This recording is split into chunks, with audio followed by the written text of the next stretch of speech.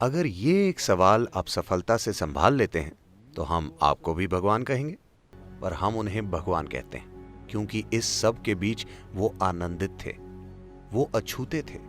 एक भयंकर सच्चाई, एक भयंकर नाटक से जो उनके आसपास हो रहा था, पर फिर भी अछूते। इसीलिए हम उन्हें भगवान कहते हैं। ये आप भी कर सकते हैं, है ना? आज कृष्ण जन्माष्टमी है। जब कृष्ण की बात की जाती है तो उनके बारे में कई गलत फहमियाँ सामने आती हैं। जब हम कृष्ण कहते हैं तो ज़्यादातर लोग बस मक्खन, लड़कियों और बांसुरी के बारे में सोचते हैं। हाँ, लेकिन हमें समझना चाहिए कि मक्खन में उनकी रुचि सिर्फ 6 या 8 साल की उम्र तक ही थी और लड़कियों का साथ सिर्फ 16 की उम्र तक था। 16 की उम्र में जब उनके गुरु सांदीपानी ने ये समझाया कि उनके जीवन का उद्देश्य क्या है, सबसे पहले उन्होंने वृंदावन छोड़ दिया और कभी वापस नहीं गए। कभी वापस नहीं गए, ना तो अपने रिश्तेदारों से मिलने, ना ही वहां के लड़के लड़कियों से मिलने। वहीं उसका अंत हो गया। 16 की उम्र में वो चले गए। जब वो जा रहे थे, आज जब हम कृष्ण कहते हैं तो हम राधे कृष्ण कहते हैं। राधे कृष्ण से पहले आती, क्योंकि उनका प्रेम, उनकी करीबी, उनकी प्रेम लीला ने इस उपमहाद्वीप की पूरी संस्कृति की कल्पना में इस तरह जगह पाई है कि हम कृष्ण राधे नहीं कहते, हम राधे कृष्ण कहते हैं।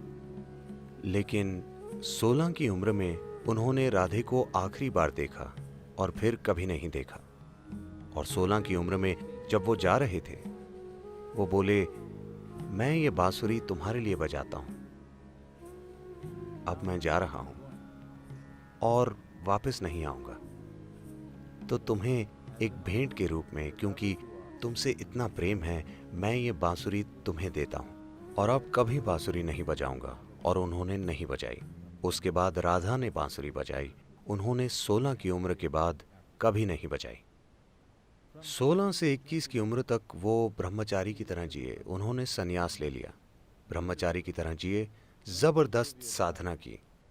उसके बाद उनका पूरा जीवन समर्पित था राजनीतिक प्रक्रिया और आध्यात्मिक प्रक्रिया का मिलन करवाने के लिए। इसका अंत तबाही के साथ हुआ, लेकिन उन्होंने हर संभव काम किया।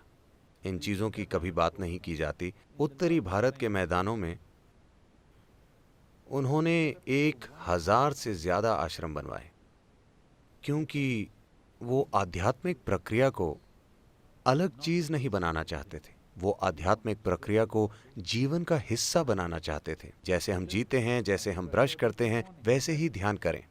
वो आध्यात्मिक प्रक्रिया को एक अलग तत्व की तरह नहीं, बल्कि जीवन की मुख्य धारा में लाना चाहते थे। विशेष रूप से देशों के शासकों के जीवन में, उन सभी देशों के जो उस समय मिलकर भारत बनाते थे। उनका मिशन था उस समय की राजनीतिक प्रक्रिया को आध्यात्मिक बनाना। तो साफ है कि उन दिनों की राजनीति लोकतांत्रिक नहीं थी। तो उन्होंने सोचा कि सबसे जरूरी चीज है, अगर शासकों तक अध्यात्म पहुंचे तो फायदा स्वाभाविक रूप से लोगों को मिलेगा। जो लोग दूसरे लोगों के जीवन को संभालते हैं, जैसे राजा या प्रधानमंत्री या आज के राष्ट्रपति या किसी कंपनी के सीईओ, क्योंकि उनके नीचे लाखों लोग काम करते हैं।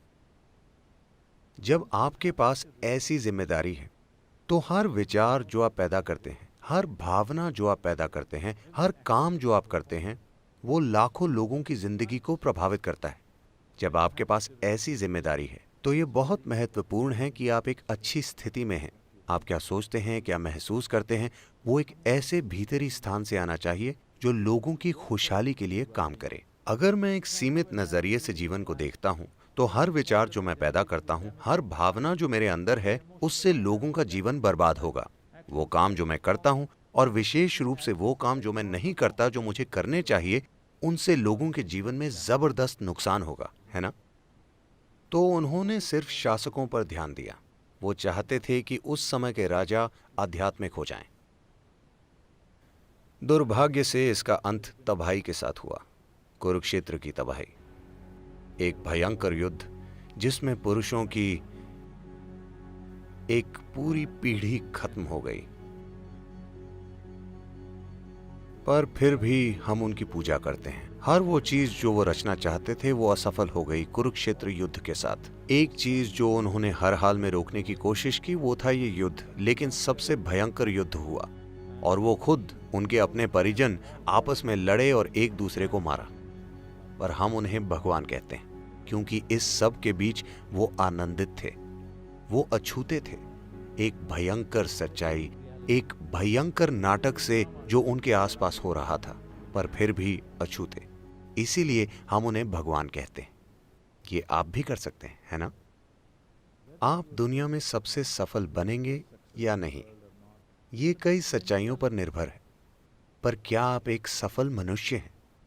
मतलब आप अपना जीवन जागरूक होकर चला सकते हैं, या जब जीवन आपको परेशान करेगा तो आप एक जानवर बन जाएंगे?